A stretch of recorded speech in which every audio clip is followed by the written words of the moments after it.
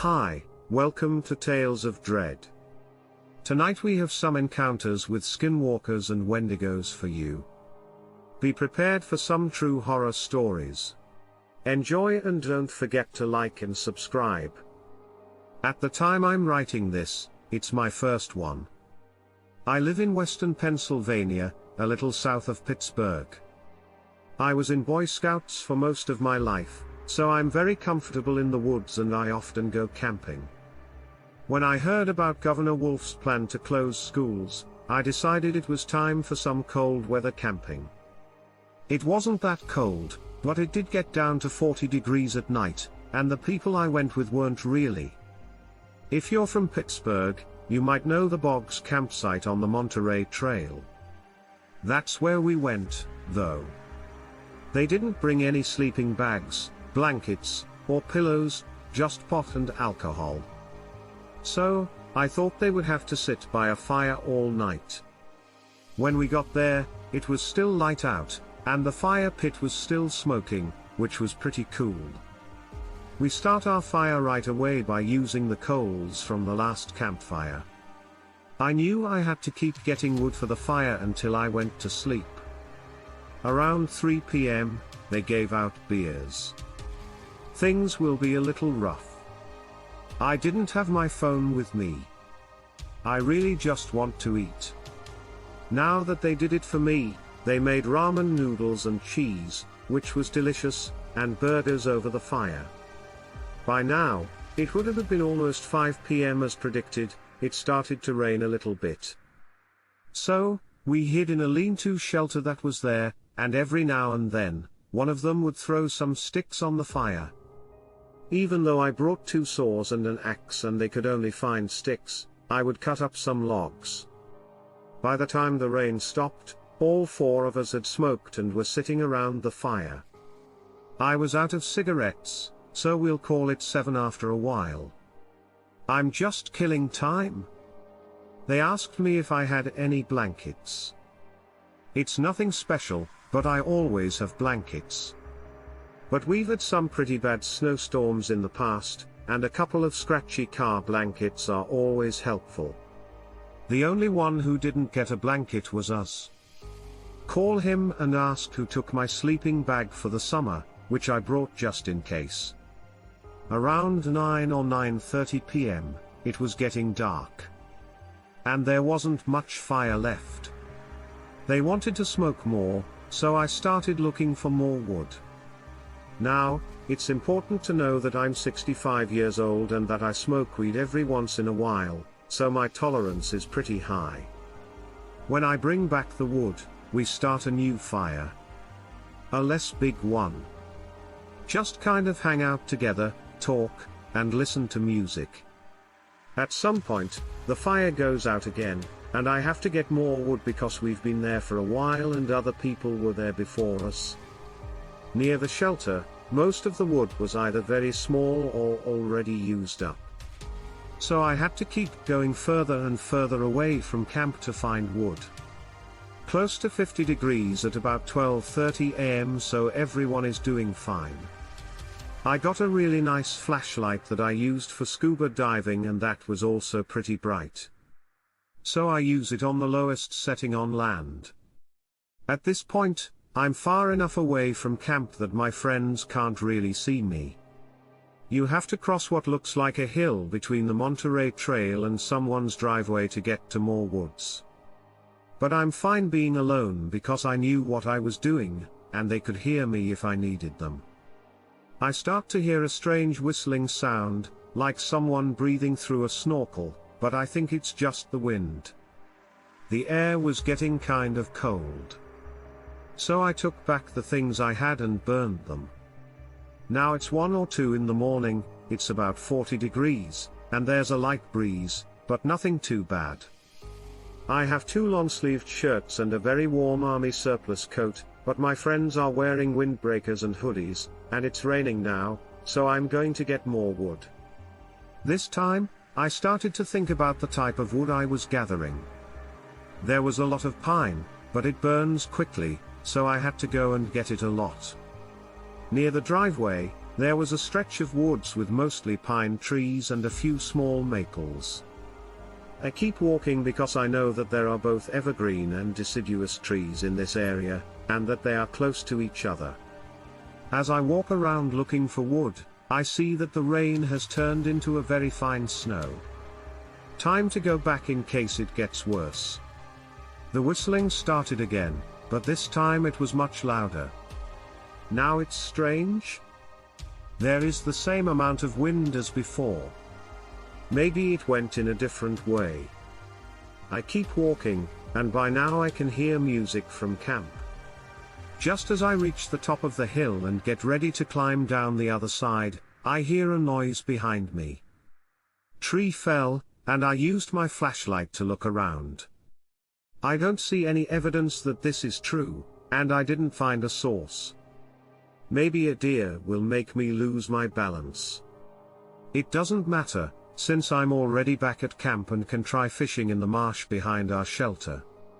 The next time they saw them at 3 a.m., they were cold. The temperature had dropped to around 30 degrees, and the wind and snow had really picked up. Car blankets helped the boys a little bit, but they were not going to be able to sleep in a tent that I brought, not without freezing, except for I who slept like a rock all night.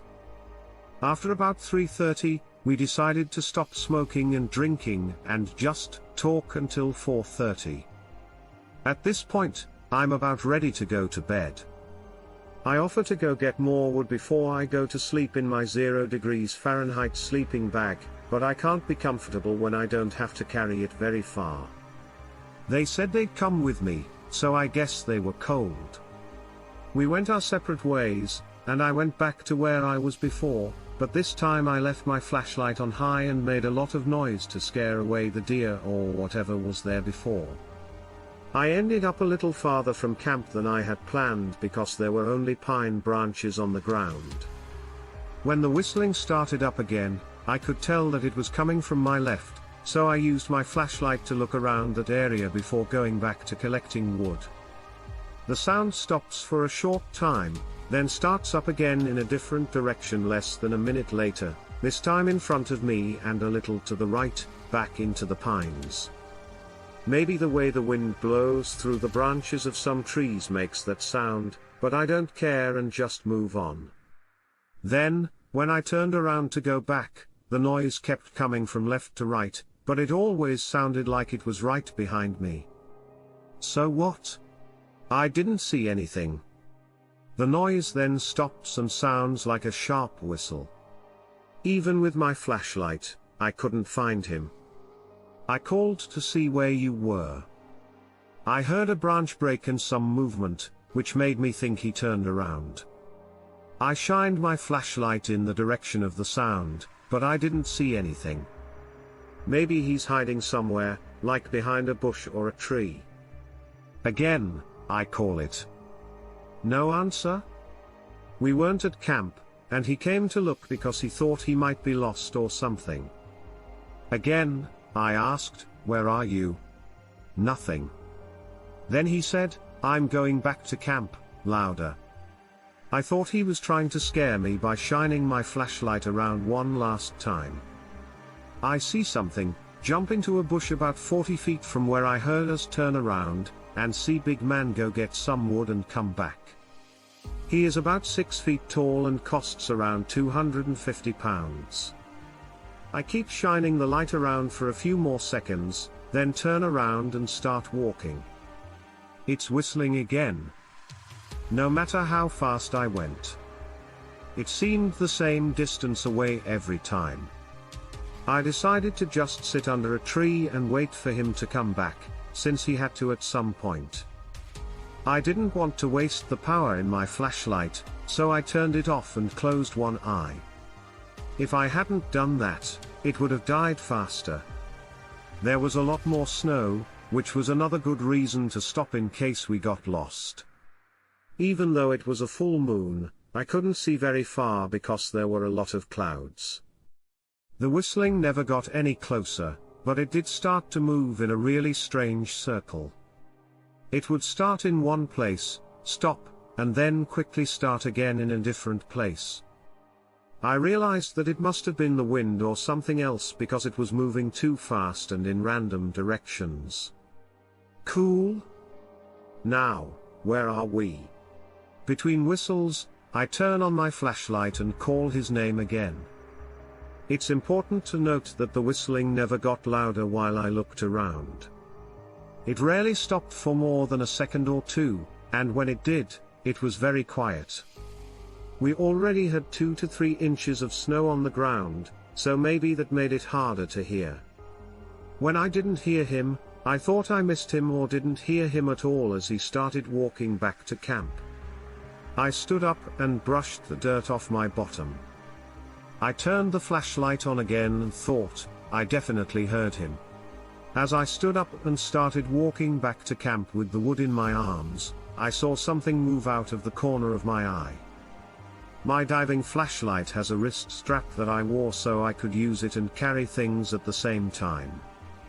I turn around and use my flashlight to look around. Not even another 4 steps. And I saw something else move. Now it was whistling again. It's a bother. It sounds like a fat guy just ran up the stairs with his flashlight on. No, so I can only see about 40 feet in all directions. Even though I didn't see anything, I knew it was time to speed up. After the whistling, I saw flashes of movement, and I know it's not the wind because I'm tall and walk quickly. If I have to, I can move. And I was definitely going as fast as a runner. Are a slow, lumbering animal that can't move through the woods this quickly or quietly. It's also not something else. Then I decided to turn off a flashlight and move into some nearby brush. Even though I was warm, I started to feel a little strange and started to shake. Again, there was no sound. Whatever this is, it's after me. Is that a fox? You're not a coyote. After a while of silence, the whistling started up again, but this time it wasn't going around me, it was just moving around where I was. I turned off the flashlight, let my eyes adjust, and peeked out from behind the bush to see that I was rolled up under nothing. Again, just that whistling. I was pretty much sober by this time. If I got pulled over, I could pass the field sobriety test with flying colors. I had to wait for a while. It kind of just looked around. Then I heard it talk, and it gave me a really mixed up impression. It said, "Big man. Take everything." I couldn't get scared. It's not us, it's not a person, it's not a deer, and it's not the wind, because it spoke again and said our name, then stopped in a very strange way, like you just lifted the needle off a record, but then started up again with "back to camp" in a voice that sounded like a copy of mine. I never liked hearing recordings of myself before, but now I hate them even more. It said a few more things in voices I didn't know in different ways. Everyone was either talking about how cold it was or asking, "What was that? Don't play with me." But whoever was talking sounded like they had a fire in their throat. Then there was silence. I stuck my head out of the bushes again and saw the same thing sitting against a tree. I was standing with my left leg straight out and my right leg bent, with my hands behind my head. It could have made me think that we were both set up the same way, except for his ADHD. He usually starts to move his hands. So, who's sitting with me in the woods? I didn't say anything as I lay there. Just look. So, it's coming from where it starts to whistle. It makes a fist with its hand and moves it around in front of it. In the same way that I look around with my flashlight, then it starts to stand up and it's tall. I don't weigh much at all, just 166 pounds. So don't take it lightly when I say that this thing was thin. I could see how skinny its long, skinny arms were when it stood up and the bush behind it was covered in snow. It was bent down. I don't know if I was slouching when I got up, but I know I do. It moved away from the tree a few steps and stood up the whole way. I worked with theater backdrops, and most of the walls we use are about 8 feet high. And it would have been easy for this thing to see over one. I mean by at least 1 foot. It slowly looks around. Its head was bald, and from the side, its skull was very misshapen. The jaw was hanging pretty low, and it didn't look like there were any lips sticking out, but it was hard to tell because it was so dark. It let out a last sound. Our big man's words were kind of random and strung together, like something someone with Tourette's would say. Then it made this horrible sound. As a kid, my dad took me to a lot of air shows. And the pitch and volume were the same as F-16. I couldn't move it, so I looked down and around. It seemed to have just swept the area. Then it squats down again and jumps for a tree with a low branch about 15 feet away. Lands feet first on one of the branches, squats down, whistles, and looks around for a while, and then flies away too quickly for nature. I quickly thought of 10 things. The forest goes to bed. I slowly move out from behind the bush and start to creep back to camp. This time, I'll try not to use my flashlight or make any noise. I climbed up the bank and took one last look into the woods, not sure if what had just happened was real or if I had been sleeping. I fell down the other side of the slope and went back to the big fire with J, and the other 2 people who had gone to get wood. They asked where my wood was. It had bugs, but that's okay. A lot came to us. In any case, they made a big pile of oak and pine. Not enough to last the night, but enough to get by for a while. When I asked where I was, they told me to look at the tent. He fell asleep while they snored. I got into my sleeping bag and started to get a little warmer. I was covered in snow, and then I heard that thing scream again in the distance. Don't tell me it's going to come here. The other 2 just looked at me with wide eyes. If I know what the noise is, I say it out loud so they know what's going on. I had no response. They asked if I had heard the first one. Good. They also heard it. I nodded and opened the car door in case we needed to use it. People asked me if I'd seen it. I nodded. What happened? No clue. I told them about it in a quiet voice, so I could hear other sounds, and I told them that it was mimicking my voice. Y was now pretty scared, and J thought I was making stuff up. Some kind of owl, they said. I got out of my sleeping bag, put on my coat again, and went to join them around the fire. I looked at my phone for the first time in a while and saw that it was almost 6 a.m. We looked for alcohols made by native people but came up empty. Every other animal had the same thing happen. We tried. Jay did seem a little nervous. I said that it could be a truck on the road. He agreed that it was probably that. They were up all night. So that we wouldn't die on the way home, I forced myself to sleep. The next morning, we went for a walk. After I got back, it didn't snow much, so you can kind of follow in my footsteps. The thing jumped into a tree that I couldn't reach from Jay's shoulders.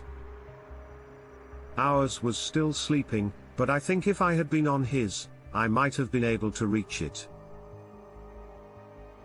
I was sitting under a tree that had scratches on it. I think they are shed velvet from the antlers of deer. But it still gave me the creeps. There were prints all over the tree it was sitting under. They didn't seem to be in any particular order. It was amazing. It looked like it had run over every inch two of that area, coming as close to the bush as I was and 2 lengths away. I don't know much about cryptids or anything else, but when I got home, I googled North American, tall, skinny, in cryptid, and the second result was from Parade. After crossing out everything else on the list, what's left is a list of. I found a picture of a wendigo that shows it as antlers. Not exactly, but pretty close to what was said: tall, thin, and very fast. I did research and found that every picture has antlers, but I can't find any proof that it had antlers outside of a few movies. I don't know what I saw, but it didn't have antlers and fit the rest of the description, right down to the whistling. This was pretty long, but I'd like to hear what you think. Thanks. So I grew up hearing about Bigfoot, but it took me years to figure out what was really going on. My family is well aware that they live on land that belongs to my father. My sister, who also lives in the country, thought she had a Bigfoot because she heard children laughing outside all the time. But no one is there? I live in Canada when I go to her house. She's from Ohio. I always feel uneasy, and I can tell that there really is something there. Because I didn't want to scare her, I've never really told her. My nephew. I knew something was looking at me at night through the windows, but I thought it was their Bigfoot even though it didn't feel the same. Well, I'm sure now that Bigfoot is not what we're dealing with. Recently, my sister has been hearing things outside, like clicking, when she is smoking on the steps leading up to her house. She thought a coyote had come up to her in the middle of the night, but she said she could only see the eyes. She hoped it was a coyote, and she told me 2 days ago that something was whistling at her and scaring her. Then, last night, she called me in a panic and said she had heard kittens meowing in trouble. She likes cats, after all, and I think it's trying to get my sister out of the house because it knows she likes cats. Last night, she said that none of her animals would go out with her. Her dog follows her everywhere. So, the fact that he didn't want to go out was a red flag. At first, I thought it was a win to go. So I started to look into things. I guess I was wrong about what I thought those were. So, I'm here to ask for help getting rid of this thing, whatever it is, whether it's a skinwalker or a flesh gate. I knew there was something wrong with that land. When I was a teenager, I lived in a small town in Oregon on a piece of land surrounded by a forest that wasn't very thick. Some of my neighbors are not right next door, but they are still close enough that I can yell at them. I was told to go shut the gate last night. It's about 150 feet from my house. I don't like going outside at night, and people at our house, not just my family, have sometimes heard someone calling to them, trying to lure them into the dark parts of our property where our 4 cameras can't see them.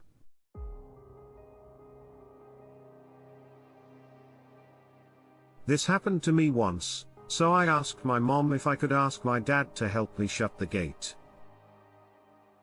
She said yes, but then she got mad at my dad for giving me a green. I decided to tell my friend how my mom was mad at my dad for being willing to go outside with me to close the gate. The talk turned to why I don't like to go outside, and I told him about the 4 times, including mine, when someone's voice was imitated by something else to lure them into the dark. He doesn't believe in things like that, and when I go to sleep and wake up the next morning, I tell my older sister what I told my friends and how we need more cameras because the ones we have aren't catching this thing.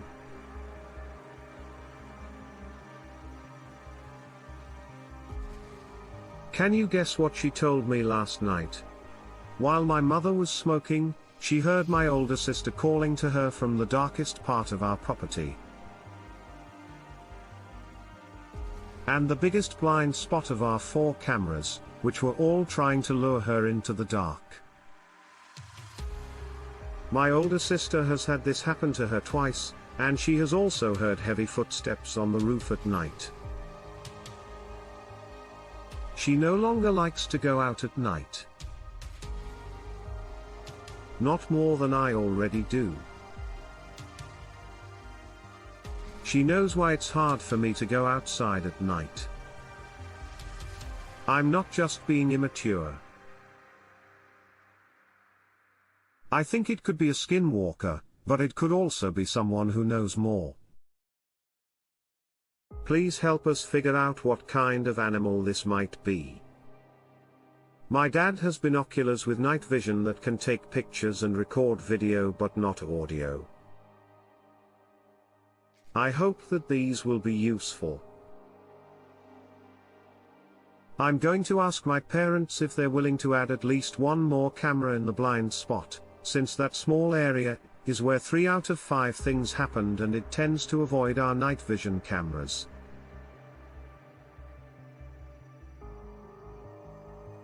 I asked my mom about it, too. She said it happens all the time. She goes outside to smoke in the middle of the night, and sometimes that big light shines on most of the area when she does. This isn't the norm. That shouldn't happen.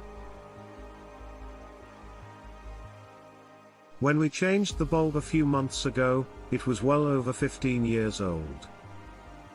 Cane skinwalkers shut off lights. I haven't heard anything about it since. I have never seen it. Even though I checked the cameras a lot, this whole thing happened right at the start of the shear. January 20th, 2021. I got my grandfather's land, which is about 300 acres and where he used to hunt. Agriculture and probably other things I don't even know about. I'm always curious about the animals that live back there because it's mostly thick woods, even in the winter when all the leaves fall off and there are only bare trees left. It is still a little bit thicker. So I went back with about 6 game cameras and put them on different trees to see what I could find other than deer. It was more of a test than anything else. But as I was setting them up, I saw something that gave me the chills. I got this horrible feeling. I can't even get started on telling you how bad it was. It was pure fear and terror, a feeling of dread. I felt like I had to stop what I was doing and run for my life, my safety, and my sanity. It was so strange how the feeling would hit me out of nowhere, and before I could even decide what to do, I could hear whispers all around me. It looked or sounded like it was below me, above me, all around me, and moving in all directions. I couldn't tell how close or far away it was, but it looked like a group of people or a single person. It sounded like someone was whispering a chant or whispering a chant. It was very scary and spooky. I'm sorry, but that's all the information I have. After a few days, I ran back to the house and stayed there. I had kind of forgotten about it, and it was probably a Saturday when I remembered. I was off work, so I decided it would be best to take advantage of the early morning light, and go get the few game cameras. I did manage to get up and make sure they were working, since there was a lot of wildlife back there. Even though it was winter, when I went to get the cameras, none of the 3 that I had put out could be found. When it snowed the last time, it was the morning I set up the game cameras. So my tracks are still there, but no one else's are, and the cameras are gone. On top of that, there was no sign of anyone coming up to them and taking them off. This property is in the middle of nowhere and is pretty far away from other places. I don't even know who my next door neighbor is, and no one else hunts back here because it's private property and not hunting season. So there's no reason for anyone to even be out here, much less touch someone else's game cams. I kept looking, but I gave up when I couldn't find any sign of where these game cameras might have gone. I still don't know, but I almost wonder if that scary supernatural chanting or whispering has something to do with it. I live in the middle of Texas. Luke, a friend of mine, needed a ride from Houston to a town near where he lived. He's like a brother. So I went to get him and bring him back. Before he went to Houston, he lived in the area around Dripping Springs. We always heard strange noises at night on his property, but we never paid much attention to them. We often protect his animals from coyotes and other things because he has livestock. Also, we usually shoot guns out there and don't worry too much about what might be there. The night I brought him home, we pulled into his long driveway and walked along it to his house. He has a fire pit that is about 40 feet from the road. I know these creatures are tall, but hear me out. From the car, we saw 2 huge yellow eyes with blue rims staring straight at us from down by the pit. So I asked, "What is Luke? What do you think?" When I went to get my flashlight and one of my guns, I grabbed my .22 with hollow points instead. I got out of my car and ran straight to the eyes that were shining. They looked like they blinked once and then disappeared into the dark. I ran over to where it was standing and looked all around with my flashlight and handgun. I hear footsteps coming up behind me, which scared me at first, but it was just Luke coming up behind me and yelling, "Watch out." I turn around and see him standing not far away. He stopped, looked confused, and looked around before saying, "It's right behind you and it's waist high." I think, what's waist high and can see in the dark? Mountain lions? So I thought that for a moment while I was still standing there. He says that we need more supplies. So we went to my car, got everything we needed, turned off the engine, and went back into the woods. As we got closer to the line of trees, we pointed the lights into the trees to waste time. Then I shine my light up and see those same eyes dart in a straight line to our left, deeper into the trees, away from my car and away from his house. Now we're spooked. How are you? 9 to 10 feet above the ground or in the trees without making a sound. There was no wing flapping, snapping of branches, or stomping of feet. It's about 2:30 a.m. now, and we've been very quietly going in the direction we saw the eyes moving in. All of a sudden, I swore my life to this day. Out of the thicket about 8 feet in front of me, I see the eyes open in the darkness of the woods. They are big, glowing, and only a few inches apart, which made me think that this creature has size on its side. It looked right at me. I stared back. I'm scared right now because I don't know what this thing is. Ask Luke. Are you able to see this? I won't move my flashlight and I won't look away. I would like to know where this thing is and if it moves. I don't. Dude, what do you see? So I asked him again if he was sure he wasn't seeing this. He says again that he doesn't. I think the only reason he didn't see these eyes was because of my flashlight and how I was holding it. He wasn't right in front of the creature, because he was standing about 6 feet to my right. So I understand why he couldn't see what I saw, and after that little back and forth, I see that it came toward me because of the angle and point of view. As it got closer, I pulled out my handgun and said, "I'm firing." Then I shot right between the eyes of this unknown being.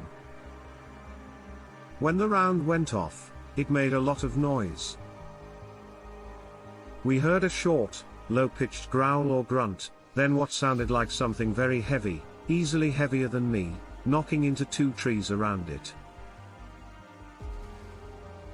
The birds in that tree flew away. We didn't hear any footsteps or anyone moving away, so we stayed there for a few more seconds, listening and looking around. After that, we waited outside for about an hour to hear or see anything else. But the night was still calm and quiet. Afterwards we go inside. Call it a strange day and go to sleep. The next morning, we went back to where we saw and shot. Then we found a lot of footprints in the shape of triangles that led to the fence. We look up and see that the top wires of the fence are broken right next to the break. A few branches and limbs have just been broken off and are lying on the ground.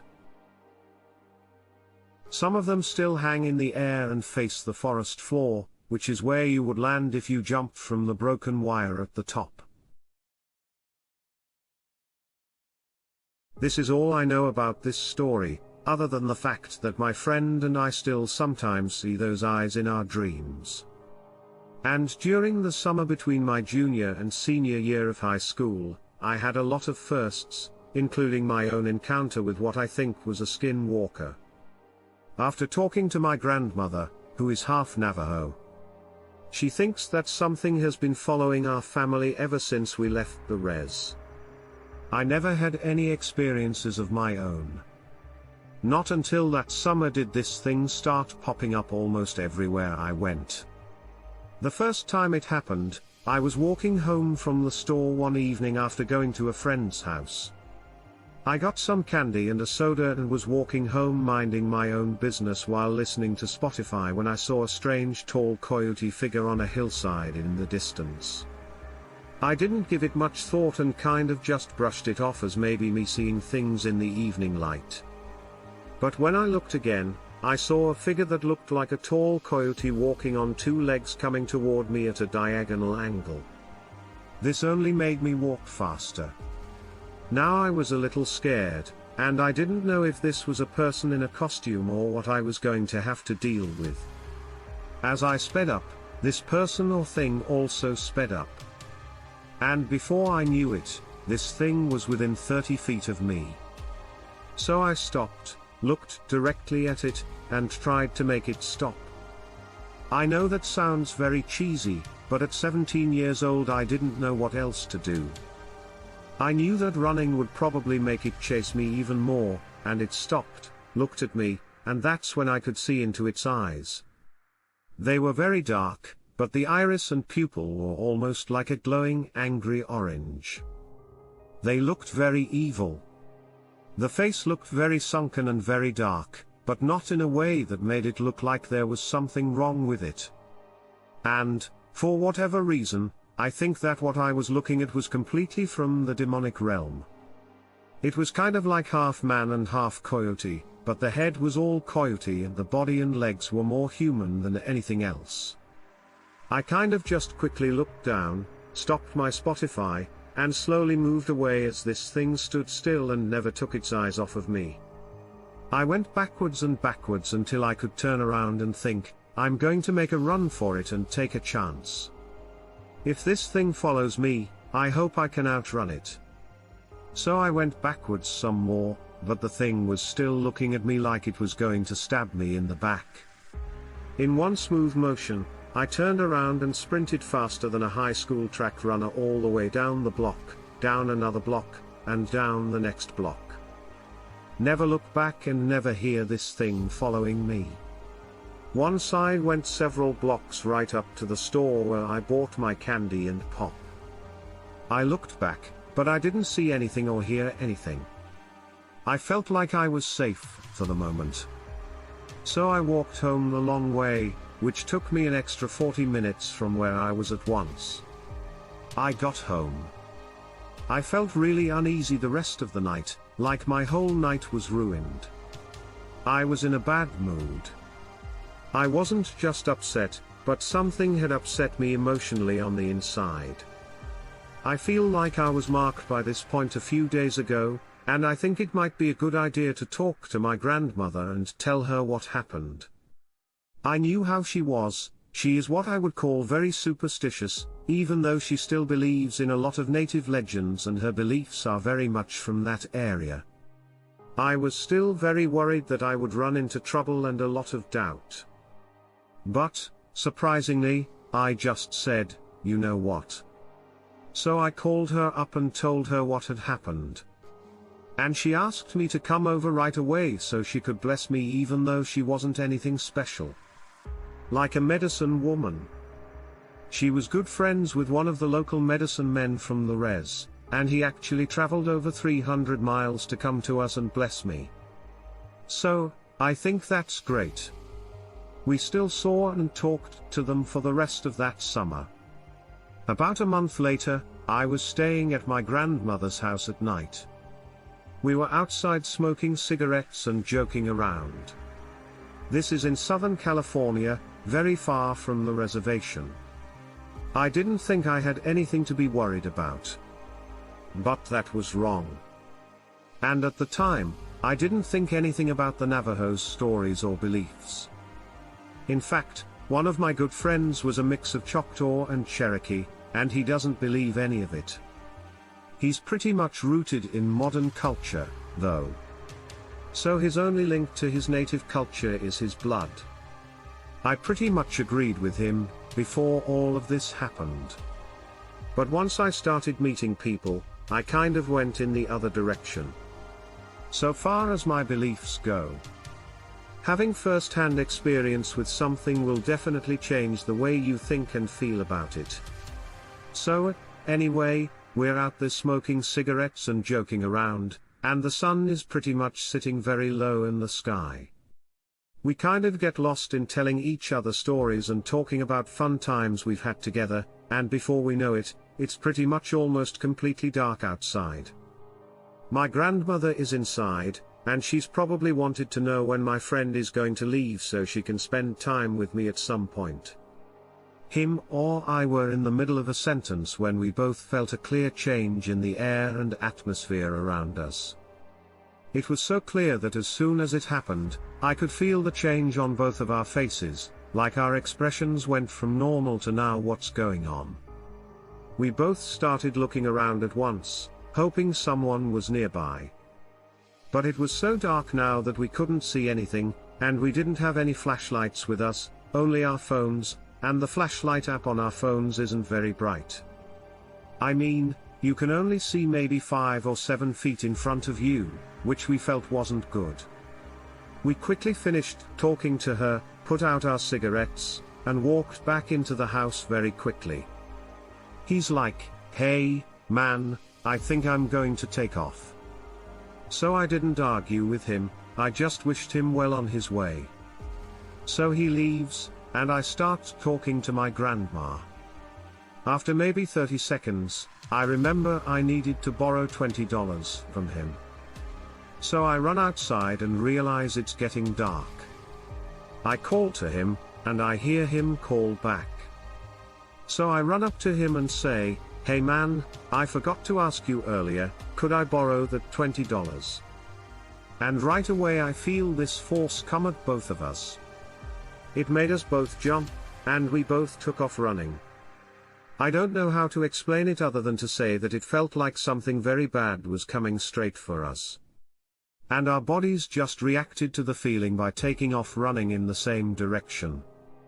We both ran and ran until we got to a couple of streets away and were out of breath, not knowing what was chasing us. I knew right away that it was the same thing I saw a month before. So I tell him to forget trying to run away. Let's run in a big loop around the neighborhood and make our way back to my grandmother's house, because I'm sure she's probably wondering why I haven't come back inside yet. So we do that, and it takes us about 12 minutes if we are very quiet and careful.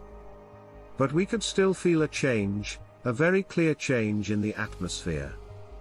It's really creepy.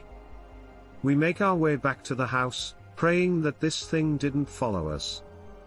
When we get inside, my grandmother sees right away that both of our faces are pale white, and that we look scared out of our minds.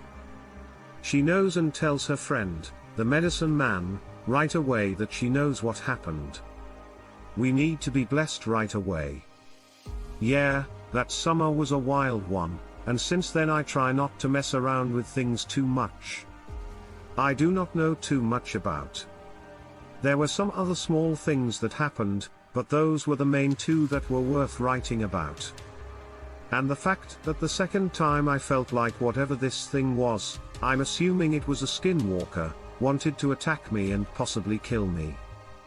Why it was after me and my family, I am not too sure.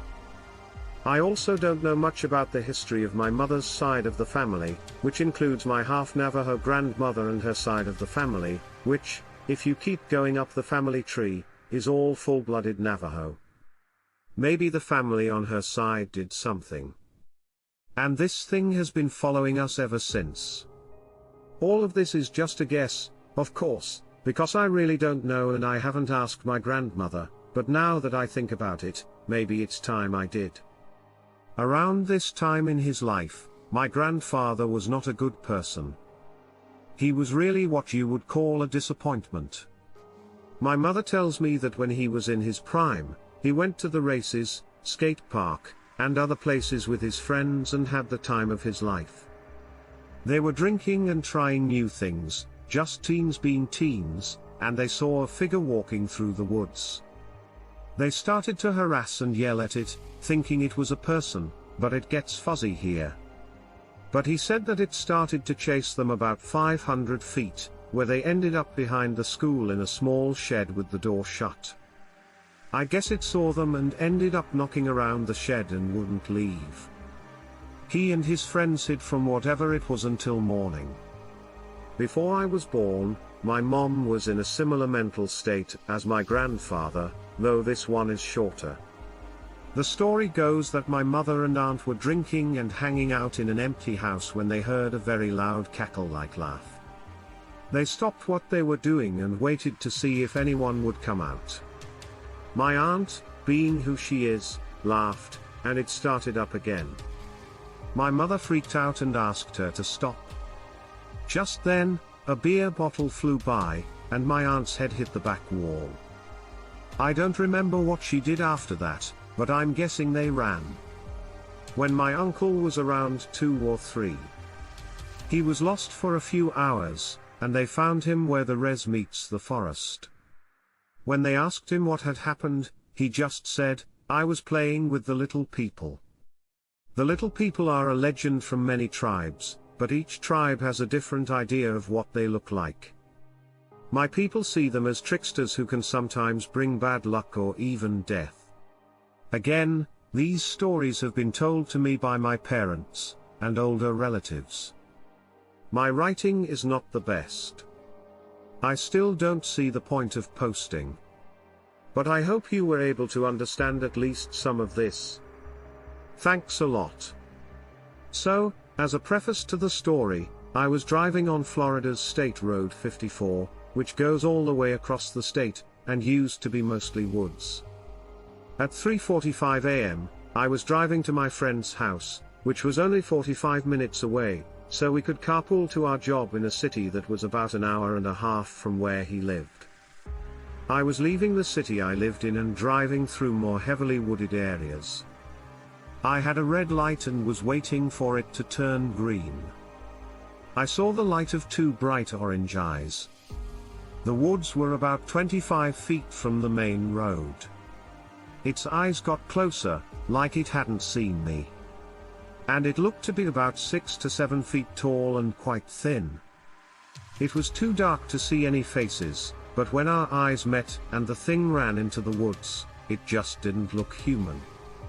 And at this point I thought it might be a bear or something because it was standing on its 2 back legs. And I mean that son of a gun was fast for its size. I have no idea what I saw, but the profile looks like a skinwalker or a wendigo. I have no idea, and any help or information that could explain what I saw would be very much appreciated. This story comes from my mother, her friend, and her friend's daughter. They also did this. I was sleeping at the time. My family has a caravan, or a trailer for those in the US, that we go and stay in for the holidays. It's in the Victorian High Country here in Australia. It's pretty far away, with only a few small towns and farms. One night at 3 in the morning, my mother had gone out to the bathroom building, where her friend and her friend's daughter were also awake. While Mom was in the bathrooms, she heard what she told me was the most horrible, inhuman growl and scream that echoed all through the valley. It was nothing she had ever heard before. Not any of the common animal sounds she had heard there, like deer calls, possums, or bowls from nearby farms.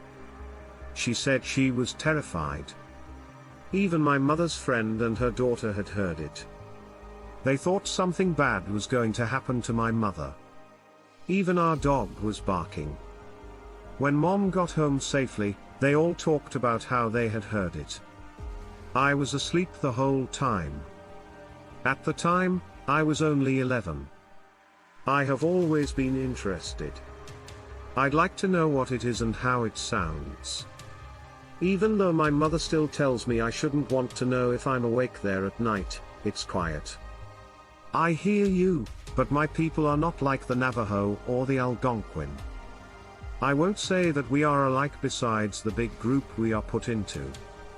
But there is one thing that I share with them. I don't really know what it is. I'm not going to ask you, but I will tell you what I've learned. I'm a Seminole native from Florida. I grew up on one of the biggest reservations we have there. But it is very overgrown and feels like a ghost town. I lived near a lot of other people, so I didn't worry much about things that go bump in the night. When this happened, I was probably about 15 years old. At that age, I lived alone and only left my room when I called. That's all. I might get some food once in a while, but it wasn't often. So I was in my room watching TV when I heard my mom say, "Take coach, that's what you're called. It stands for little girl." So I got up and went outside to find out what she needed. She got confused and angry, told me she hadn't called, and told me to go back to my room. This happened to me a lot, whether they called me by my real name or my nickname. I remember sitting with my mom one time, and she told me to go get a Diet Coke. I thought it was strange because I had just given her one a minute before, but I got up, got it, and gave it to her anyway. She didn't understand? I was also confused, and we started to fight about it. She grabbed it.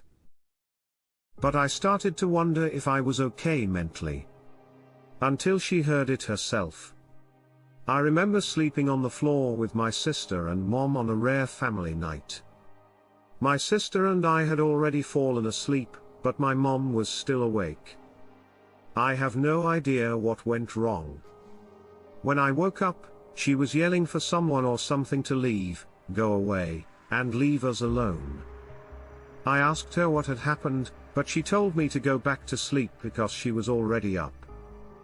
I found out later that she had heard footsteps in the hallway, which is something that scares me to death. I know this could be put in the same category as skinwalkers or wendigos, but legend says that wendigos will call to you in the voices of people you love, and I think someone was testing the waters. I used to work on Vandenberg, which is in the middle of California.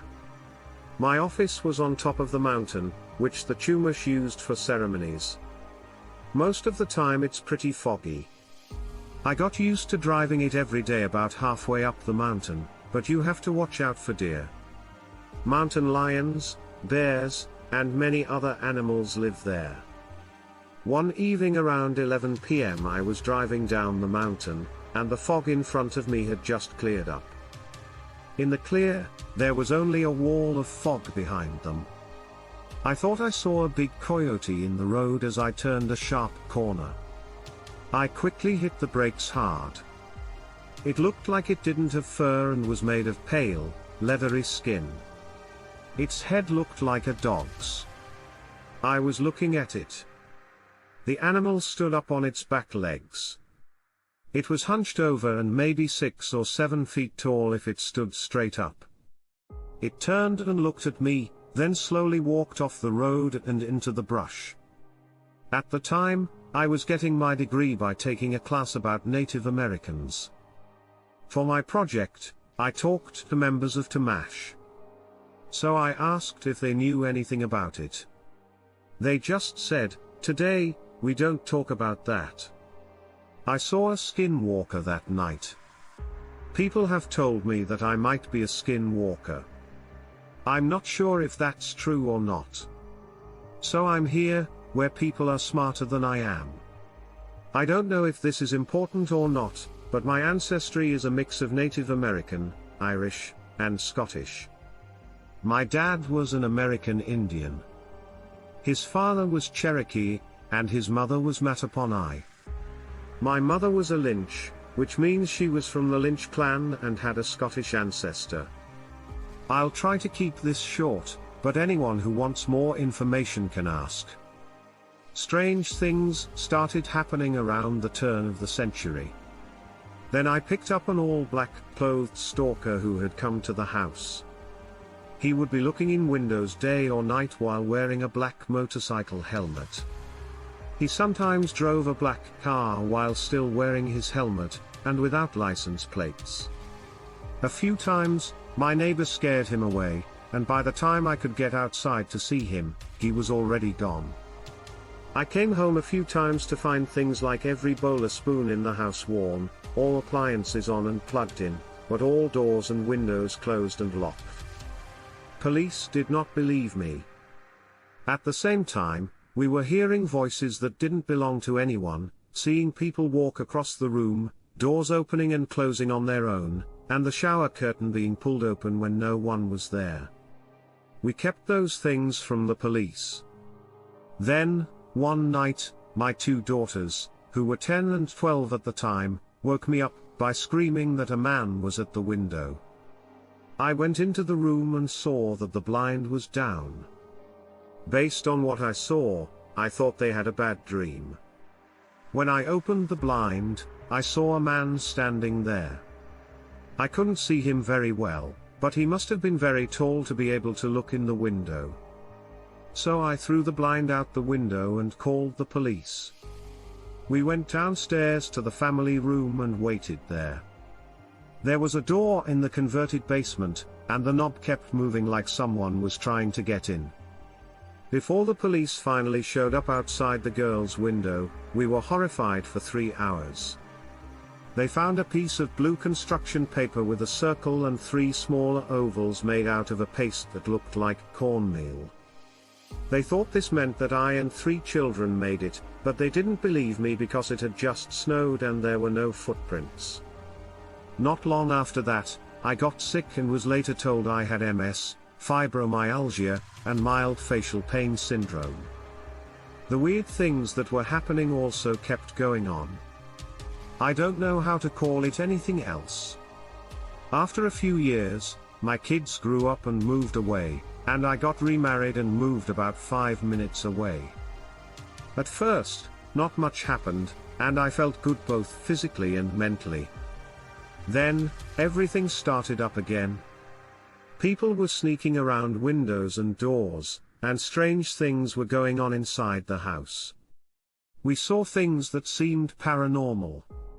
Orbs come into one room while we're sleeping, stop, and then leave through the other window. During all of this, my health again got worse. Over the last 8 years, this has happened. The strangest thing is that a sound that sounds almost like a wolf howling can be heard right outside a few times a year. I spent a short time living in the wilds of Montana. I have seen a lot of wolves when I was in my early 20s. It sounds like a wolf, but the sound is louder and lasts longer. No specific time, but I think it always happens in the middle of the night. Even though it happened at 8 p.m. and woke us up, it wasn't a dog. When it happens, our dogs, cats, and the dogs in the neighborhood all get scared. The next day, the smell is like a skunk outside, but more earthy and not as rancid, if that makes sense. It is not a pleasant smell at all. So I just wanted to stop and have as much as possible of a nice, normal life. Someone said this might be a skinwalker. I haven't done anything that I know of, but maybe my parents did. I say this because my mother told me a story about how, after I was born, they moved to Mississippi, where my dad was from a very small town. They were supposed to rent a house, but it wasn't ready yet, so they were able to stay in the schoolhouse. It was out in the middle of nowhere. He was with my Uncle Dad's brother, who was going to stay with them. I don't know if it was the first night or not, but one night they heard people chanting, "Bring us the baby," and when they looked out, they saw white figures moving in and out of view and all chanting that they wanted the baby. My uncle thought it was the KKK because the people were native, so he told them to leave and shot at them. He kept shooting but didn't hit anything. He told my mother that he couldn't see any legs on them. When he went back inside, they blocked the door. This was before cell phones, so they couldn't call anyone, and the school didn't have a phone. They sat with their backs against overturned desks until dawn. After he left, I didn't hear from my uncle for 3 years.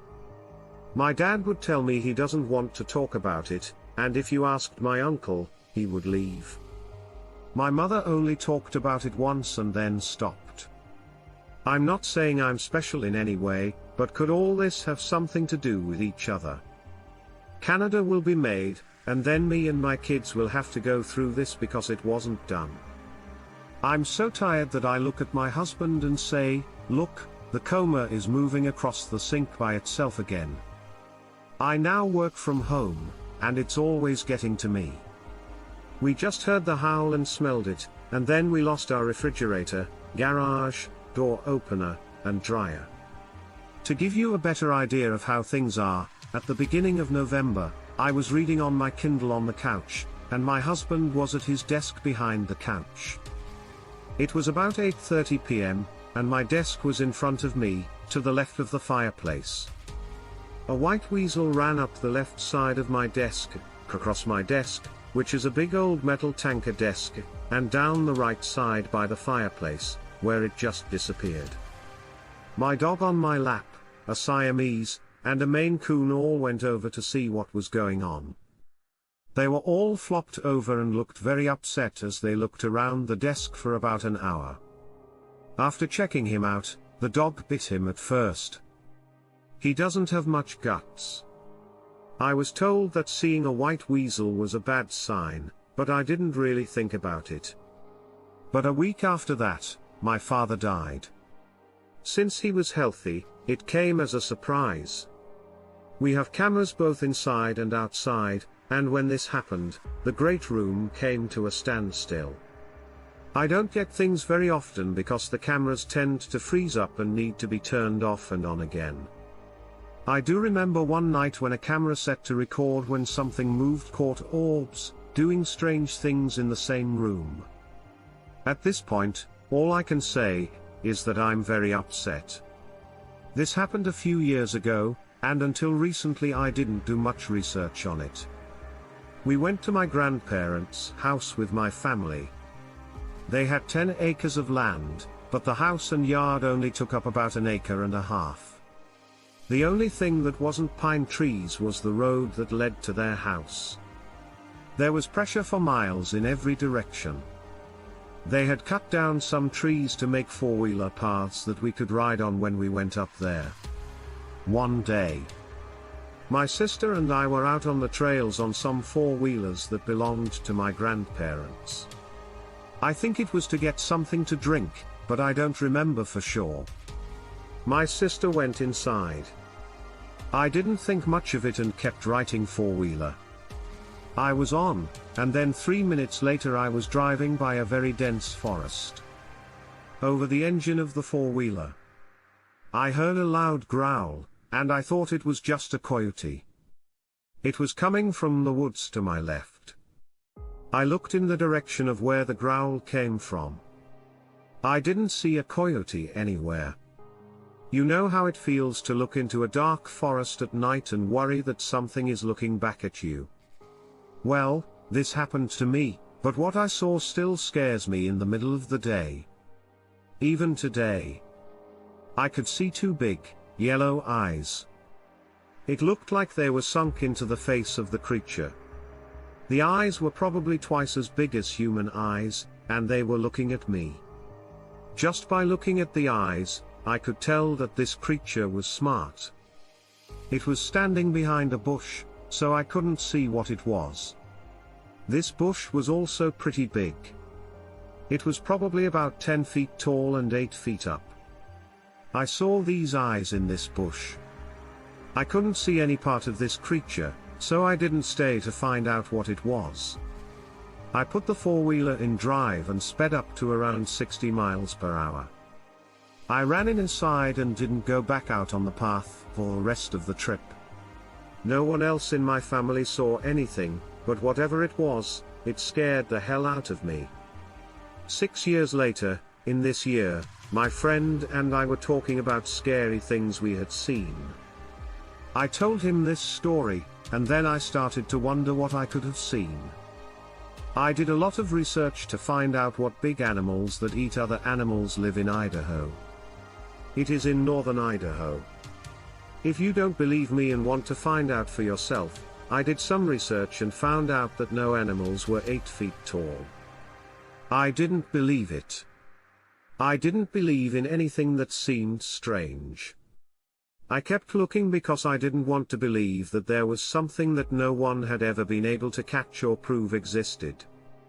The biggest wolf that has ever been found stood only 6 feet tall. Even if the biggest bear was big enough, it couldn't have fit in that bush. So I looked into all the possible animals it could have been. I did find one in the end. She was a winter girl. It's the only thing that could have come to be. I have no idea why it didn't attack me or why it let me go. I could tell from the face that the eyes were big, yellow, and sunken in. It might have happened just a week ago. What even scared me more? I don't know why, but my grandparents moved out of that house a few years later.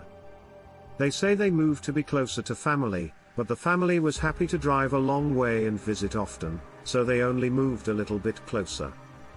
Still, it's a long way to go. What do you do if a skinwalker has seen you? Tonight, I had to drive to work in the dark, and now I'm on a military base in a gated area where it's completely dark except for one light post near the gate. I need to go outside to smoke. A creature that looked like a wolf and was completely black walked right under the light, letting me see it clearly. I thought it was cool that its thick black tail made it look like a fox. Then I realized it was about the size of a wolf, had thin legs, a lot of hair hanging down its neck, and a tail that dragged about a foot behind it. It stopped and slowly turned its head in my direction. I could only see its bright white eyes looking right through me. I couldn't move until it stopped looking at me, turned around, and went back into the dark where I couldn't see it. I moved slowly toward the gate to leave. It was no longer there. After I got outside and the gate was locked, I lit my cigarette and started smoking. I then turned on the flashlight on my phone and scanned the fence line to see where it had gone. I was surprised to find that the area where it had gone was a lot smaller than I had thought. By the time I got to the next gate, which was about 20 feet away, the creature was gone. So, as I slowly skinned the animal, I didn't see anything, but I did hear a whistle that sounded like it came from right in front of me through the gate. I backed up slowly and got into my car. Was it a skinwalker? What does the whistling mean? The last time I looked, I didn't know any dogs. That is all black and has long tails that drag. On a military base, that whistle is in the middle of the flight line. Please tell me if you know anything, because I'm scared to write this. We went into the woods behind our house to check on a rooster that had gotten away. We used a very bad flashlight and saw him right away. Something isn't right about these woods. They don't feel right, and I had a scary experience with something in them that the police, my neighbor, and my girlfriend all saw and can't explain. But that will have to wait for another time. Anyway, we were walking back after we found our escaped rooster sitting on a tree branch in the distance, just outside the woods. Then we both saw a gray thing in the sky that looked almost like an owl. The trouble is that we both saw it disappear into thin air. We went inside for a moment to check on our daughter. When we went back outside to see what was going on, we didn't find anything, so we thought the house next door built a shed with a motion detecting light on their front lawn. We stood on our front lawn and shined a better flashlight into the trees, hoping to see something. Now, when we move, the light doesn't turn on, and we sort of see a dog. It had 4 legs and ran away into the distance. Only a few times did she look back. The problem is that the dog would have had to stand still for at least 10 minutes for the motion light to not go off again. Since the motion light stays on for 10 minutes after being turned on, it seems like the dog just appeared in front of the motion light. The strangest thing is that it showed up right where we say the creature in the misty air goes away. So, what do you think? I'm very scared. Is this something like a skinwalker? A shapeshifter or something else that doesn't exist in the real world? I went through this in the mid-1990s. I was stationed at Camp Pendleton in California, and one evening I had to do duty. As part of the duty shift, you have to walk around and make sure that certain doors and buildings are locked. I was doing my rounds at around 3 a.m. when I saw what I thought was a big coyote in the road.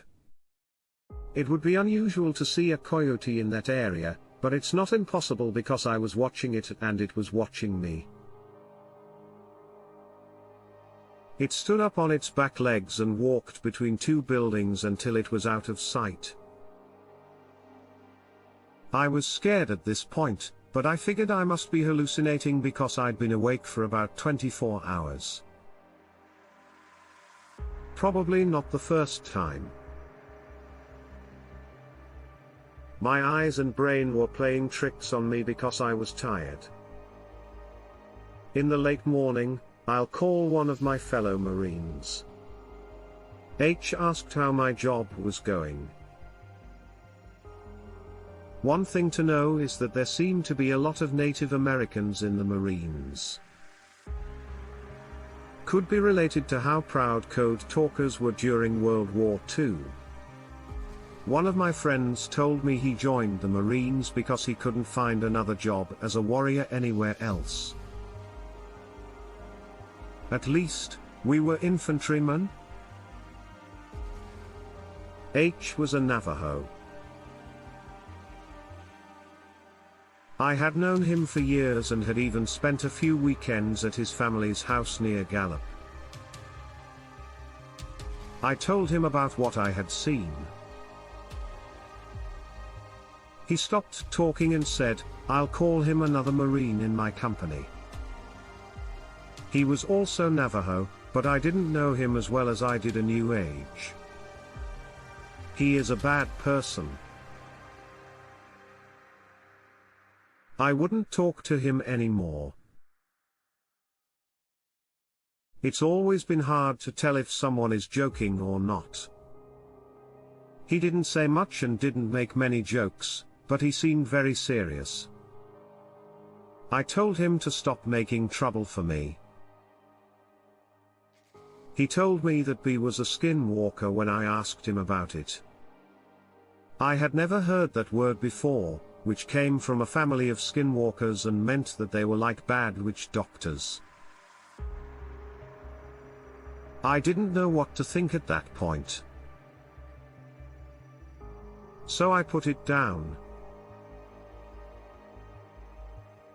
I can say that after that, every time I saw B, he just stared at me. I stayed away from him after that. He also saw what he thinks was a jinn in the desert of the American Southwest, among other strange things. Years later, when I was with Iraqi troops, we could see a man walking around in the dark, but neither thermal nor infrared sights could show us anything. But that was far and away the weirdest. And that was the only time I ever met a skinwalker or anything related to them. My run-ins with this wendigo creature began when I was a freshman in high school and went on for the whole 4 years. Near the end of the year, in April or May, I went to a friend's house party. At the time, my best friend decided to have a séance because he thought his house was haunted by his great-aunt, who had died the year before. I think he had been having weird things happen in his house and wanted to talk to her in person. I liked it at the time, but I don't remember anything really exciting happening. But after that, everything changed for me. I live about 20 minutes away, so I can't say that distance was a factor in my experiences. However, I can probably say that whatever we saw or heard at that time, even though I didn't feel or hear anything, must have followed me back home because things really got going during the summer between my freshman and sophomore years of high school.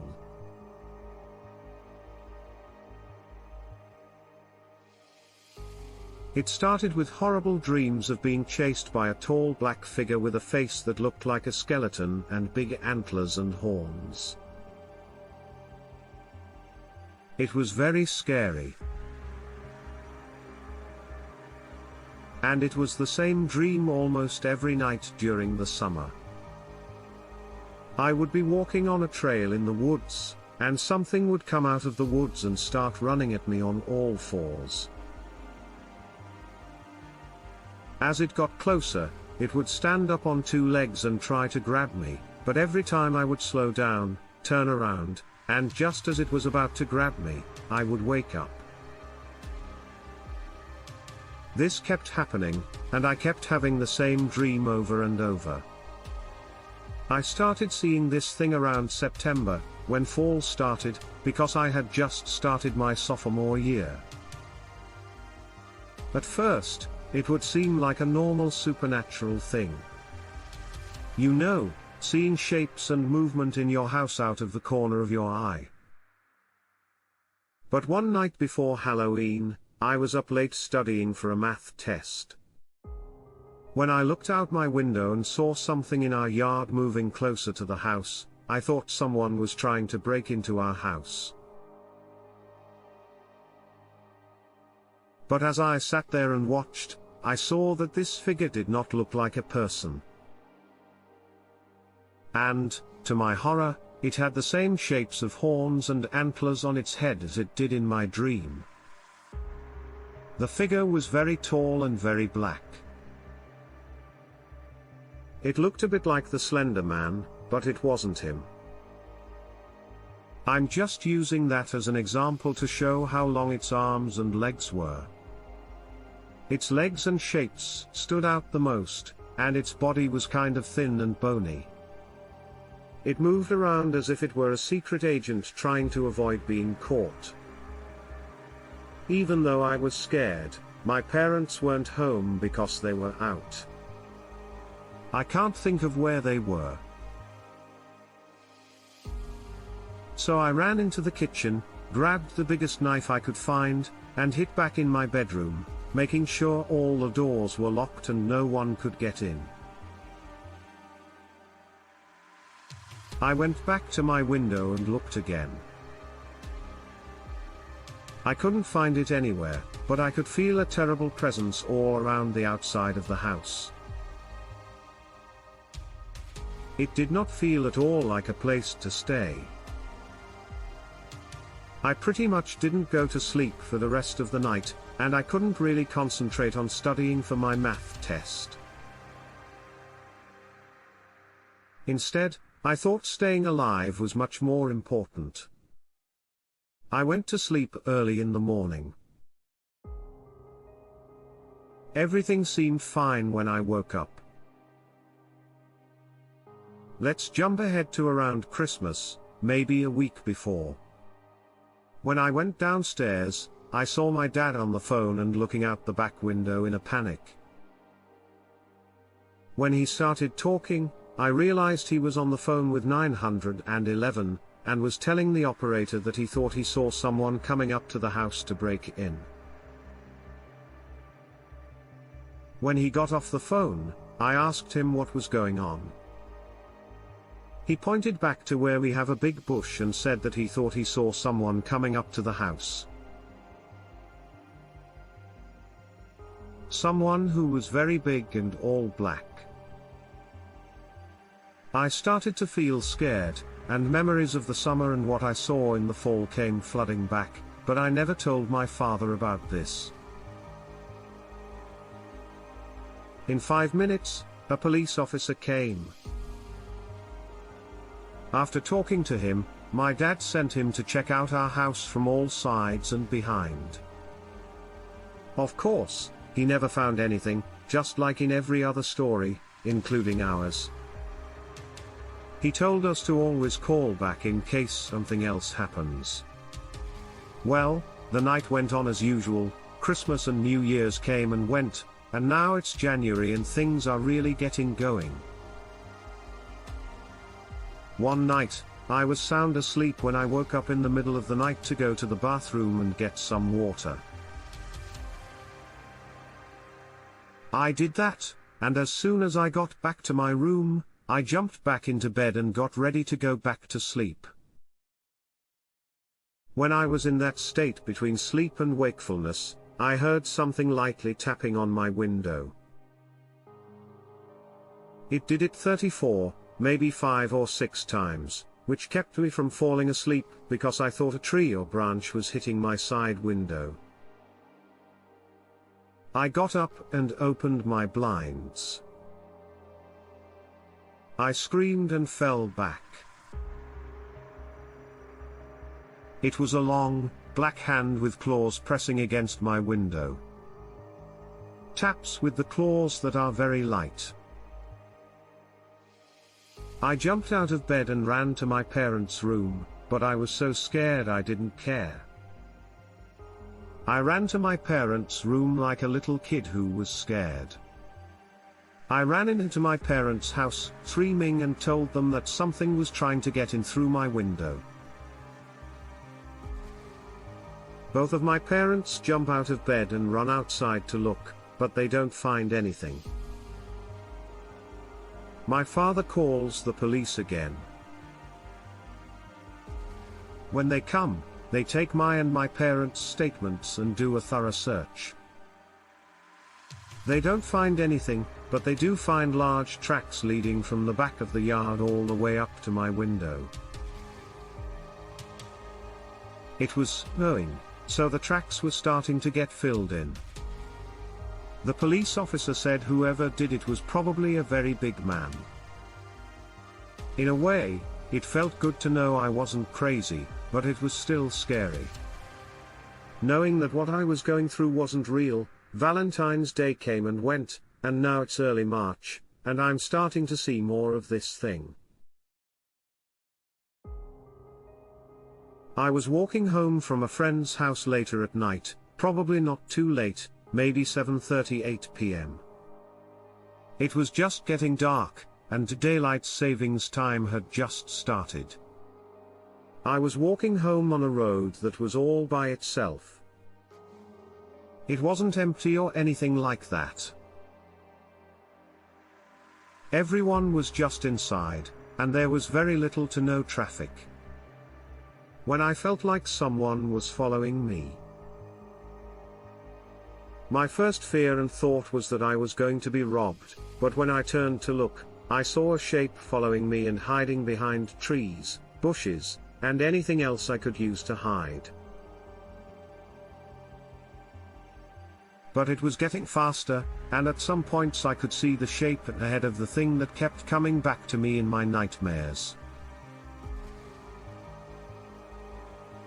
I had seen the same thing, the same hand in my glass, and it was getting closer. At some point, I started running for my life. I had thought about leading it away from my house, but then I realized that it knows where I live and it would be best and safer to just make it home alive. I made it home in one piece and told my dad what had happened. He knew that the police wouldn't be able to do much. He just forbid me from going out after dark anymore. During this whole time, I still had these recurring nightmares. They weren't as bad as they were in the summer, but I still had them very often, and they were even scarier than the ones I had in the summer. I mean that the thoughts and feelings were stronger. That walk home was probably the last time I actually saw it until my senior year. Before that, I saw it in the corner of my eye all through the rest of my sophomore year and even into my junior year. It was the same old terror, and I still had nightmares every night. Then, when I started my senior year, everything got worse, especially the dreams in which people came to my house at night and knocked on my window. When I was a senior in high school and getting ready to graduate, everything came to a head one night. I was actually sleeping in bed when something woke me up.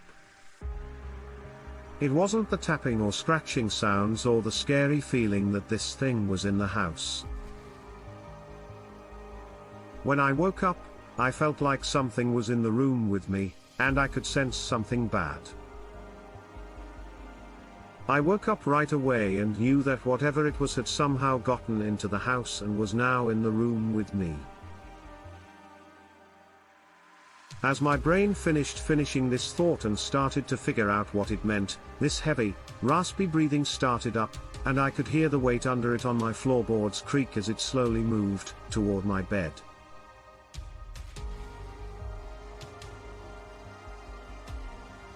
I was completely frozen with fear. I was unable to move.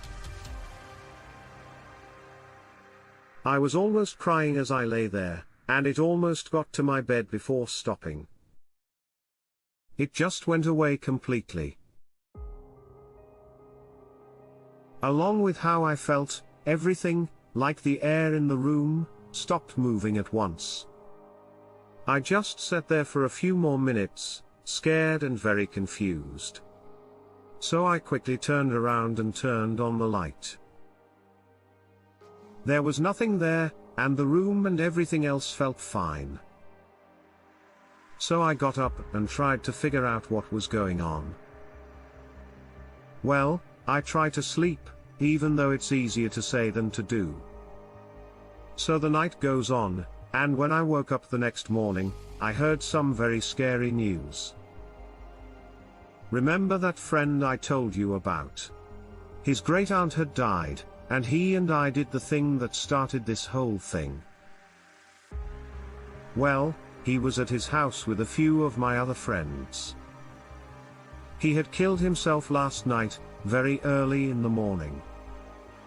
I was stunned and very upset.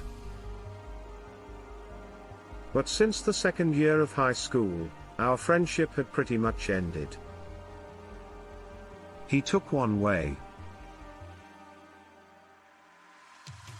I went to the other side, and the young man there was in a lot of trouble. There will be a lot of drug problems. And just a lot going on at home. Now that I'm older, I don't know if his son's suicide and this thing that followed me and haunted me have anything to do with each other, because as soon as he killed himself, I never saw or felt this thing again.